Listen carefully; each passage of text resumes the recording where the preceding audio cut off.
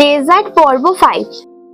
মাত্র 2টি উপকরণ দিয়ে বানিয়ে ফেলুন এরকম নরম তুলতুলে সন্দেশ। আমি এখানে 500 গ্রাম দুধ নিয়েছি। দুধটা বলক আসা অবধি জাল দিয়ে দেবো। দুধটাতে বলক এসে গেছে, এবার দুধের মধ্যে ভিনিগার দিয়ে ছানা কেটে নেব। তোমরা ভিনিগারের বদলে লেবুর রসও ব্যবহার করতে পারো। একটা সাদা কাপড়ে ছানা রেখে জল ঝরতে দেবো। ছানা থেকে কিন্তু সম্পূর্ণ জল ঝরাবো না, 5 থেকে 10 মিনিট মতো ঝুলিয়ে রেখে দেবো।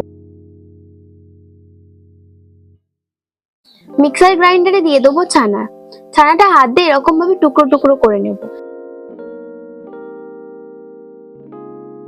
এর মধ্যে দিয়ে দেবো 3 চামচ আমুল দুধ আর 2 চামচ কনডেন্স মিল্ক। তোমরা কনডেন্স মিল্কের পরিবর্তে চিনি ব্যবহার করতে পারো।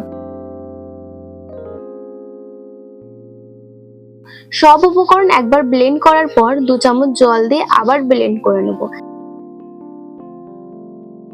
মিশ্রণটার ঘনত্ব কিন্তু ঠিক এরকম হবে। আমি টিফিন কৌটোতে আগে থেকে বেকিং পেপার লাগিয়ে রেখেছিলাম। টিফিন কৌটোর মধ্যে মিশ্রণটি ঢেলে দেবো আর ওপর দিয়ে কেশর ছড়িয়ে দেবো। স্লো টু মিডিয়াম ফ্লেমে 25 থেকে 30 মিনিট মতো স্টিম করে নেব। 25 থেকে 30 মিনিট পর একটা টুথপিকের সাহায্যে দেখে নেব। দেখো কাঠের গায়ে কিছুই লেগে নেই। যদি কাঠের গায়ে কিছু লেগে না থাকে তাহলে ভাববে আমাদের সন্দেশ পারফেক্ট রেডি। এবার নামিয়ে নেব। সন্দেশটা ঠান্ডা হয়ে গেলে 10 থেকে 15 মিনিট ফ্রিজে রেখে দেবো। 10 থেকে 15 মিনিট পর ছুরি দিয়ে চারিদিকে এরকম ভাবে কেটে সন্দেশটা ডিমোল্ড করে নেব।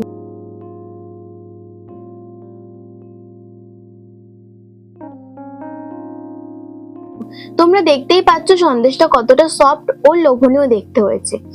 তোমরা একবার এই সন্দেশ বাড়িতে অবশ্যই বানিয়ে খাও, দেখবে তখন বারবার খেতে ইচ্ছে করবে।